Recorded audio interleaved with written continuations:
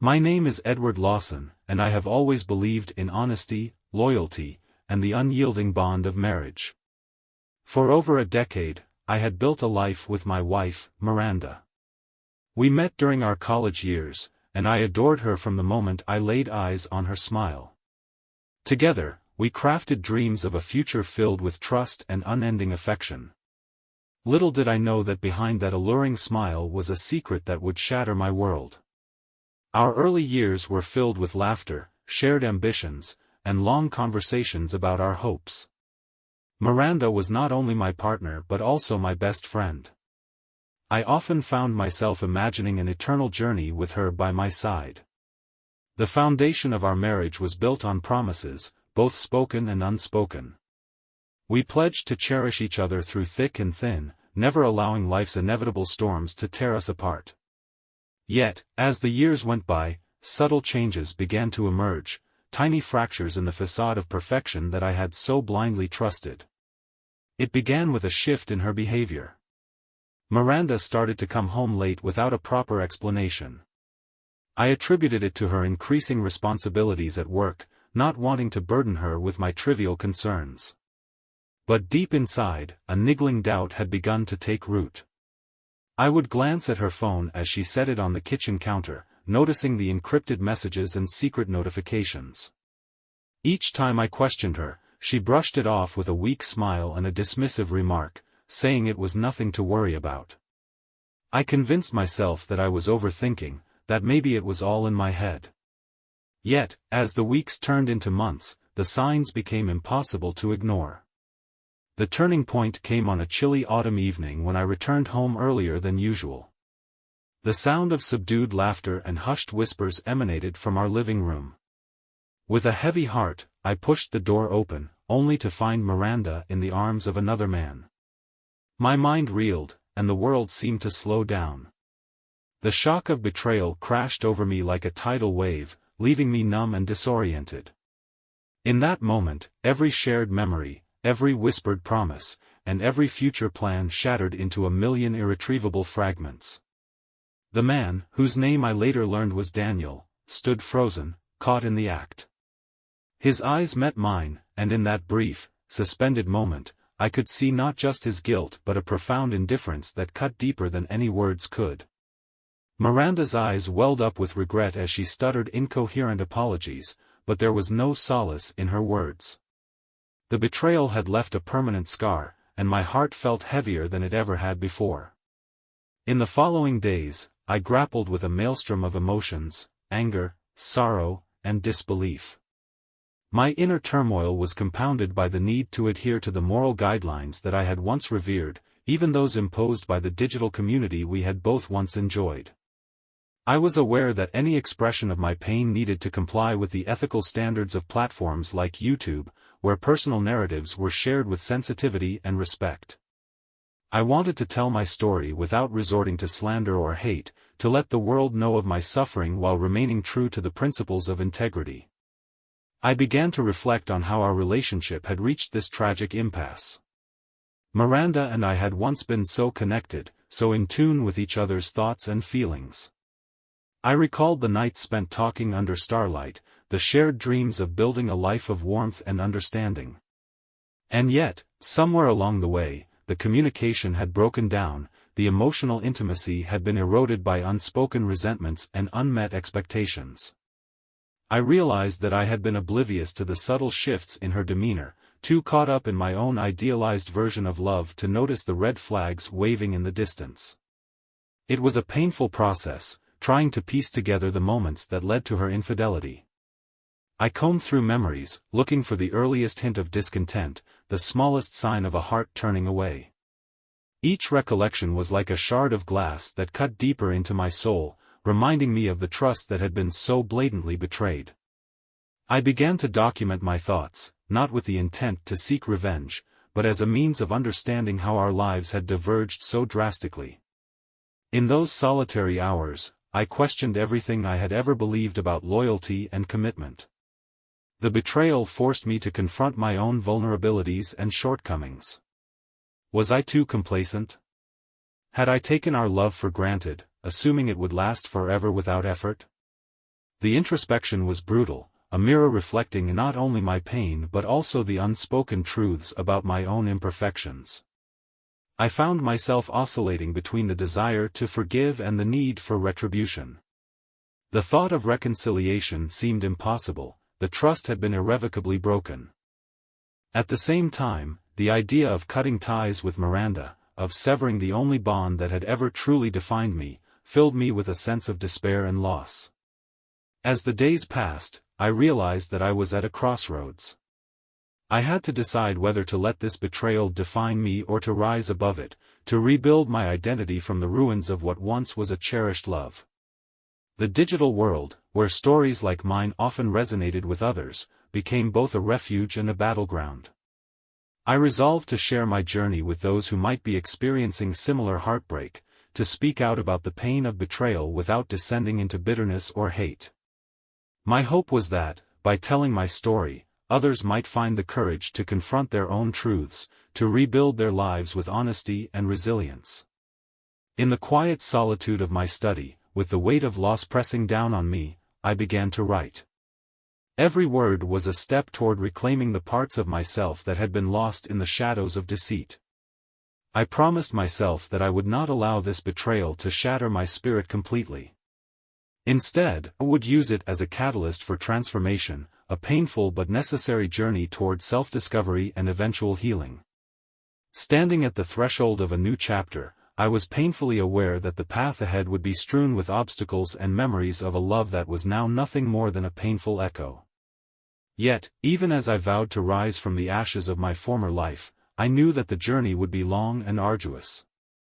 With every tear and every painful recollection, I inched closer to understanding the true cost of betrayal and the resilient strength of the human spirit. Now, as I pen these words, I stand not just as a man who has been betrayed but as one who is determined to rebuild his life piece by piece.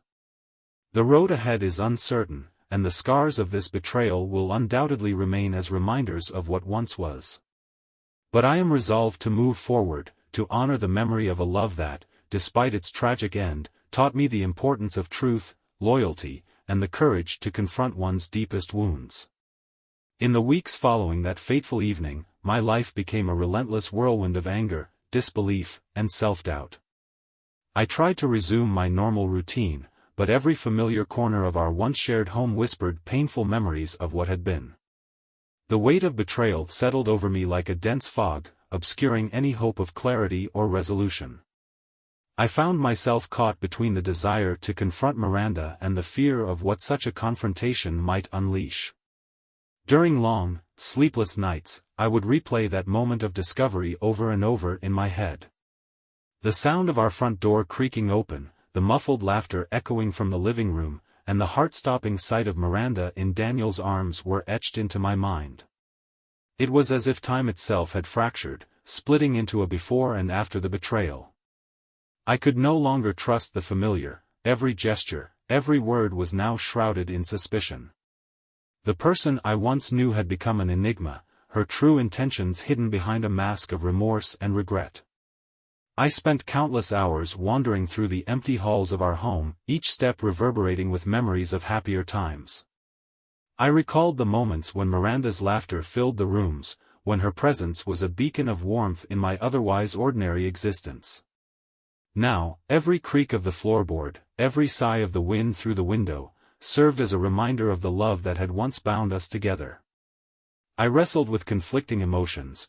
Part of me yearned for the comfort of her familiar embrace, while another part recoiled in fear of being hurt again. My internal struggle reached a tipping point when I decided that I could no longer allow myself to wallow in a state of indecision. I needed answers, however painful they might be. The confrontation, I knew, was inevitable. I meticulously planned the moment I would face Miranda, determined to do so with as much dignity and calm as I could muster. I set a date for a meeting at our favorite park, a place that had once symbolized our shared dreams and aspirations. It felt ironic to choose a location so intertwined with our past, but I believed that confronting the truth in that setting might help me reclaim some semblance of control over my fractured world. On the day of our meeting, the sky was overcast, mirroring the turmoil raging within me. I arrived early, each minute stretching into an eternity as I awaited her arrival. The park was nearly deserted, the quiet surroundings amplifying the intensity of my internal dialogue. When Miranda finally appeared, her steps hesitant and her eyes downcast, I could tell that she was as burdened by regret as I was by the sting of betrayal. The silence between us was heavy with unspoken words, a chasm that had grown impossibly wide. I began by asking her to recount the events that led her astray. I needed to understand what had driven her to seek solace in the arms of another man, to dismantle the life we had painstakingly built together. Miranda's voice trembled as she spoke, her words laced with sorrow and remorse. She described feeling neglected, voicing her loneliness and the growing emotional distance between us. According to her, the spark of passion that had once ignited our love had slowly faded into a mere flicker, one that she feared would be extinguished completely if left unaddressed. Listening to her, I felt a tumult of emotions. Part of me wanted to forgive her, to cling to the memories of our better days. But another part, the part that had witnessed her betrayal firsthand, refused to let go of the searing pain of that night. I questioned whether her explanations were merely excuses, crafted to veil the truth of her discontent, or if there was indeed a deeper fracture in our relationship that had gone unnoticed. My heart ached with the realization that our love, once vibrant and full of promise, had been slowly eroded by a silent decay. The confrontation soon escalated as I pressed for more honesty. I demanded to know if the emotional disconnect was something we could have repaired, or if it had irrevocably led her down this destructive path. The park, with its gently swaying trees and whispering winds, bore silent witness to our raw, unfiltered exchange. Miranda's eyes glistened with unshed tears as she admitted that she had felt isolated, trapped in a routine that left little room for the spontaneous joys of life. She confessed that the allure of something new, something unpredictable, had clouded her judgment. Yet, with every admission, the bitterness within me grew, fueled by the realization that our love had become a casualty of unmet expectations and unspoken grievances. As the conversation unfolded, I began to see Miranda not just as the betrayer of our vows but as a woman tormented by her own inner battles. It was a painful epiphany that did little to ease the sting of her actions but forced me to confront the complex layers of our relationship. I struggled to reconcile the image of the compassionate, caring woman I once adored with the person who had chosen to inflict such profound hurt. In that moment, I recognized that both of us were wounded, bound by a shared history that was now marred by betrayal and disillusionment. Despite our attempts to bridge the widening chasm, the conversation left us more estranged than ever. The raw honesty of the confrontation had stripped away any remaining illusions of a harmonious union.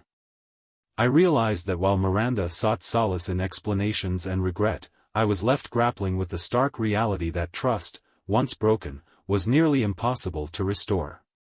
The park, once a symbol of our shared hopes, transformed into a stark reminder of our irreparable divide. By the time the meeting drew to a close, it was evident that the wounds ran too deep for immediate healing. We parted ways with heavy hearts and a palpable sense of finality. As I walked away, the crisp air did little to dispel the chill that had settled in my soul. I knew that the confrontation, though necessary, had only intensified the pain of separation. The bitter truth was that our paths were now destined to diverge, each step taking us further away from the love that had once defined us. In the solitude of my walk back home, I vowed to find a way to rebuild the fragments of my shattered identity. The confrontation had opened a painful but honest dialogue, one that laid bare the vulnerabilities and failings of both of us. It was clear that the journey toward healing would be long and arduous. Yet, amid the turmoil, I clung to the hope that by embracing the painful truths, I might eventually find the strength to move forward. I had taken the first step by confronting the betrayal head-on, and while the future remained uncertain, I was determined not to let this darkness define the entirety of my life.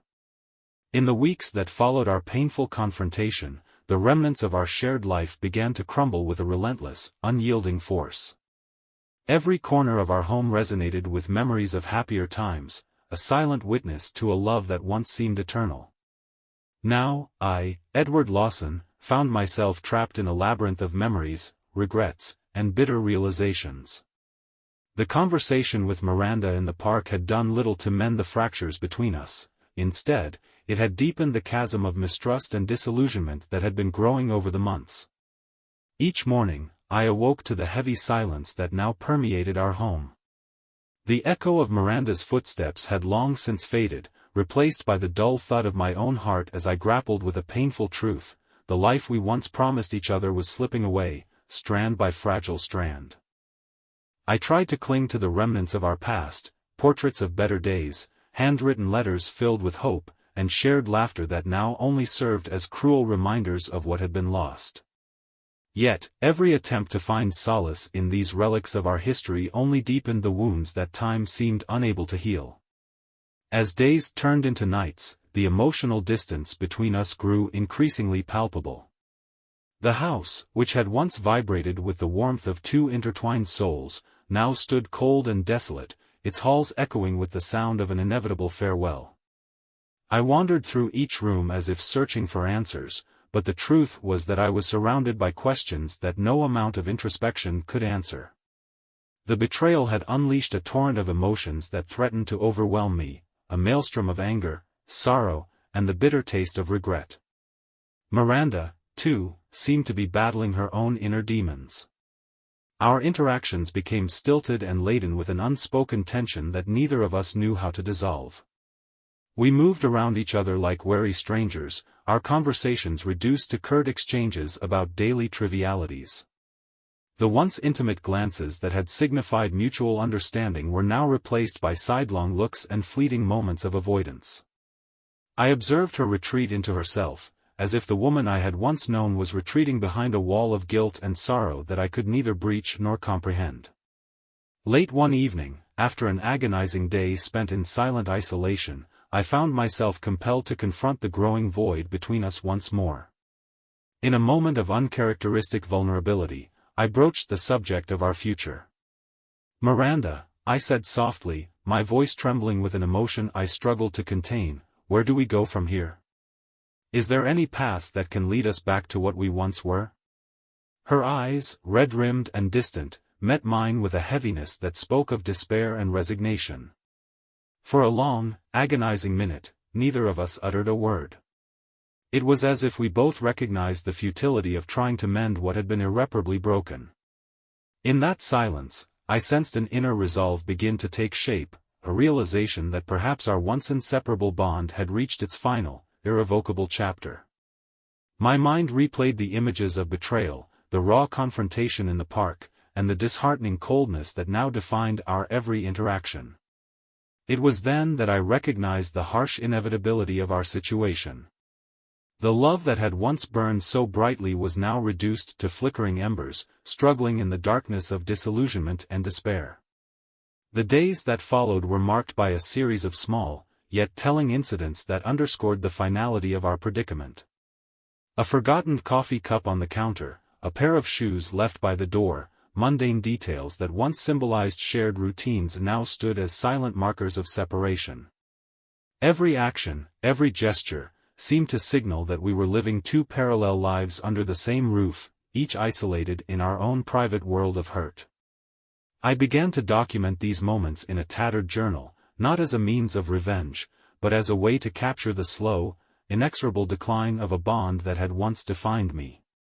One particularly bitter night, as the rain battered against the windows and the wind howled like a mourning cry, Miranda and I found ourselves face to face in the dim light of the living room. The tension was so thick that it seemed to choke the very air we breathed.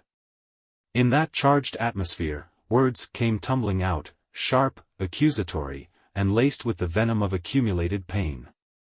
"How could you?" I demanded, my voice raw with anguish.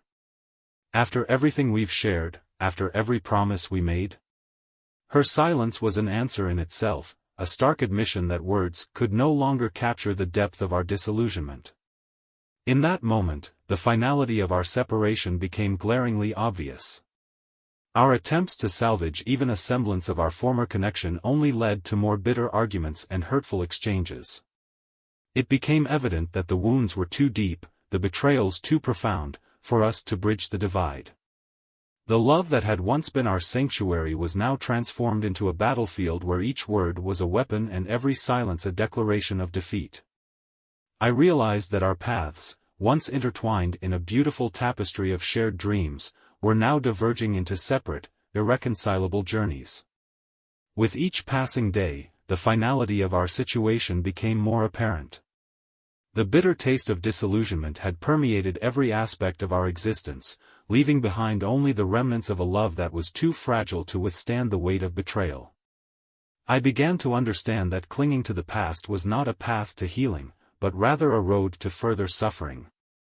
In the quiet moments before dawn, as I sat alone with my thoughts, I resolved that the only way forward was to embrace the painful truth and allow our lives to diverge.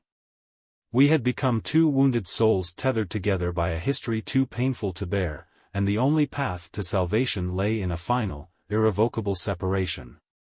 By the end of that tumultuous chapter, it was clear that our union was coming to a hostile, inevitable end. The love that had once promised eternity was now mired in betrayal and bitter resentment.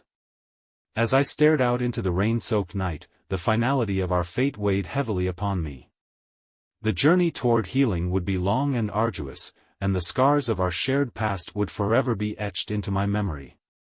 In that moment, I accepted that sometimes, even the strongest bonds must be severed for both souls to have a chance at renewal, even if that renewal comes at the cost of a hostile, irrevocable parting.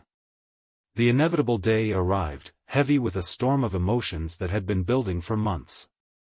It was the day when the fractured pieces of our shared past would be swept away by the harsh winds of finality. I, Edward Lawson, woke up before dawn to a cold, unyielding silence in our once-cherished home. The familiar creaks of the floorboards and the distant hum of the waking city seemed to underscore the stark reality: Miranda and I had reached the end of our journey together. For weeks, the tension had escalated to a boiling point.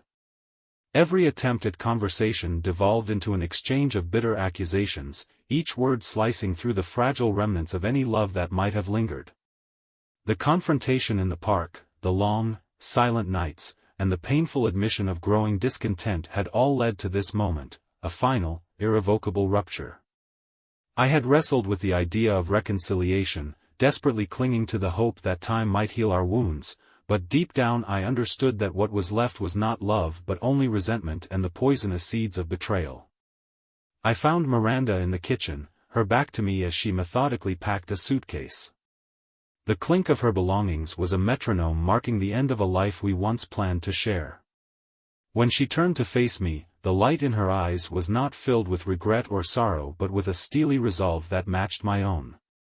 It was as if we were two warriors facing the final round of a brutal battle, a battle fought not with weapons but with the raw, unfiltered truth of our shattered emotions.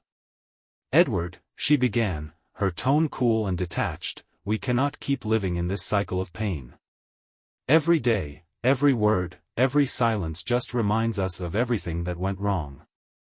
Her voice carried the weight of someone who had finally accepted that the love we once had was irretrievably lost. I could see no trace of the woman I once adored. Instead, there was only a mirror of my own disillusionment, reflecting back the hostility and the irreparable damage that had been done. I struggled to find my own voice, feeling as if my throat were tightened by the weight of unspoken words.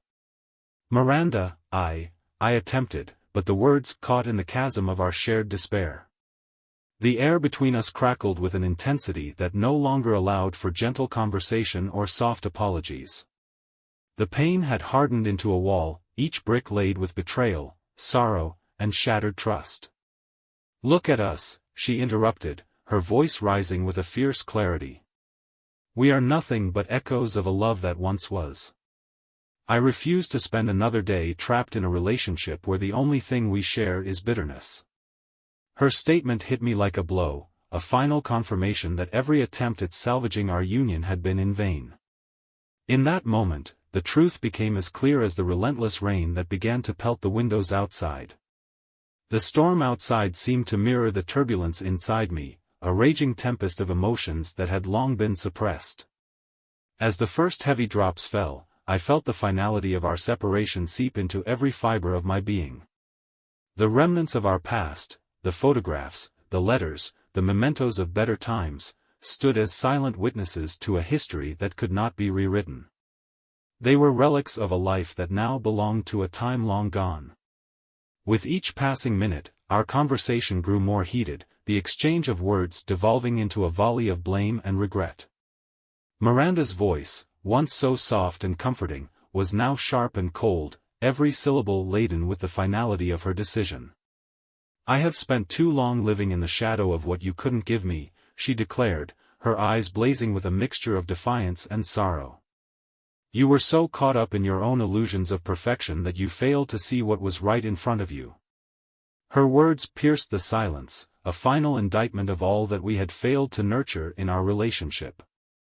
In response, I found myself bearing the accumulated hurt and disillusionment that had been festering inside me. "And you," I countered, my voice raw with pent-up anguish, "chose to destroy what we had, betraying not just my trust but the very foundation of our commitment. I gave you everything, and you threw it away in pursuit of something fleeting." Each word felt like a dagger, each accusation a confirmation that the chasm between us was now insurmountable. As the confrontation reached its crescendo, the room seemed to shrink around us, trapping us in a vortex of mutual recrimination. The reality of our situation could no longer be avoided. There was no room left for remorse or the lingering hope of redemption, only the cold, unyielding acceptance that our love had become a battleground too scarred to mend. In that final moment, as the storm outside intensified, we both understood that there was no turning back. Miranda's eyes, which once held the promise of a shared future, were now filled with the steely determination of someone ready to sever all ties. "This is it, Edward," she said, her voice steady, "our chapter ends here. We are better off apart than perpetually wounded by what we once called love." Her declaration resonated with the finality of a judge's gavel. It was the irrevocable pronouncement of an end to a union that had been marred by betrayal and unmet expectations. There was a hostile, almost palpable air of relief in her tone, as if releasing the shackles of our shared past was the only way to finally breathe freely. I stood there, numb, absorbing the impact of her words as they echoed in the empty space between us. In that moment, as the rain battered the windows and the storm reached its full fury, I realized that our final severance was not just an end, but a beginning, a brutal, painful start to lives lived separately. The love that had once seemed eternal had been reduced to bitter memories and broken promises, a relic of a time that could no longer sustain us. I reached out, not in an attempt to salvage what little remained, but to acknowledge the gravity of our departure. Our hands met briefly, a fleeting touch that was both a farewell and a silent acknowledgement of the time we had spent together. It was a moment of profound sorrow, yet also one of liberation. In that brief contact, we both understood that our paths were diverging, each step away from one another a step toward a future free from the chains of our shared misery. With a final, decisive motion, Miranda stepped back, leaving the contact and, symbolically, our shared life behind. As she walked away, each step was imbued with a resolve that promised a future unburdened by the past. I watched her leave, the figure of the woman I once loved fading into the distance, carried away by the relentless storm. Alone in the quiet aftermath, I could feel the immense weight of our final severance, a hostile breakup that was as inevitable as it was painful. The echoes of our parting words still resonated in the silence of our home, marking the end of an era defined by betrayal and unfulfilled dreams. In that final, heart-wrenching moment, I knew that our love had been forever lost, and that our lives would never intersect again.